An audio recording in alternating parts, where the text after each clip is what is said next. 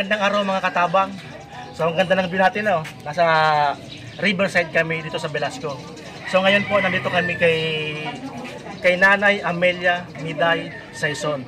So bale po nagchat po siya sa akin kagabi na tulungan daw po namin ang kanyang anak na may sakit po. So may sa utak po, may epilepsy.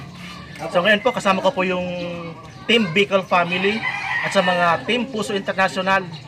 Sana po mabigyan natin ng pansin ang ating beneficiary. Tulong mo, kami ang tulay papunta sa mga beneficiary. Muli po sa programa ni Katabang Dave.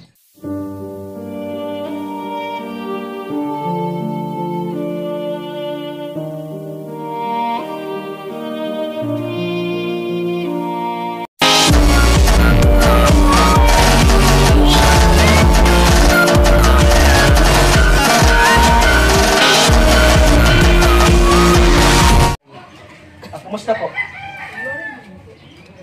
Si Dave Katabang Dave.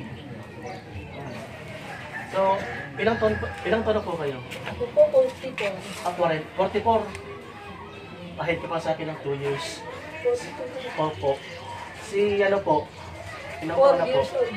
Ano po nga pangalan ni the baby? Renz Adrian Oliva. Renz. Renz Adrian. Okay po. So, mga katabang, ito po yung ating munting tutulungan. So, kumakatok po sila, mga supporter po ni Katabang Dave, yung mga OFW natin dyan, na patuloy pong tumutulong.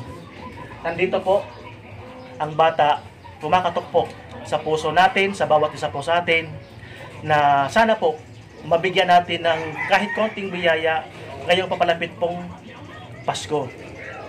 So, si nanay po nahihirapan sa pagpapagamot sa kanyang anak kasi nga po walang permanenteng trabaho ang kanyang asawa po. Ang asawa po ni nanay ay kumbaga po nag-aani lang kung saan po yung pwedeng magtanim ng palay o nakikipag-ani o kahit po siguro sa construction pumapasok po para po may pangtustos po sa kanilang anak. At si nanay naman po ay siya rin pong PWD. Pwede pong makita yung kamay po ni nanay. Inborn po. Inborn. Pinagli daw sa luya. Pinagli ka sa luya. So, ano pong sakit ni baby? Ano po, yung global delay development with epilepsy. Tapos congenital heart disease. Komplikasyon na po yun. Kaya minsan po pag umiiyak siya, nangingitim siya na di nakaangos. So, parang tigpaparuyok po lang. Kakagat ko din. So, ano po yung mostly na kailangan talaga ni baby? Ano po, bulong, Gamot. diaper, gatas. Yun po yung pangunahing kailangan ni baby. Kamusta na po yung kinukontrol down. So, mga katabang, mga Team Puso Family, at saka Team Bicol Family, sana po, yun lang po yung pangunahing kailangan ng ating bida. Diaper, gatas, at saka po medicines. So mga katabang,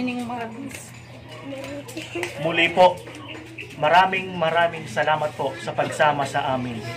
God bless.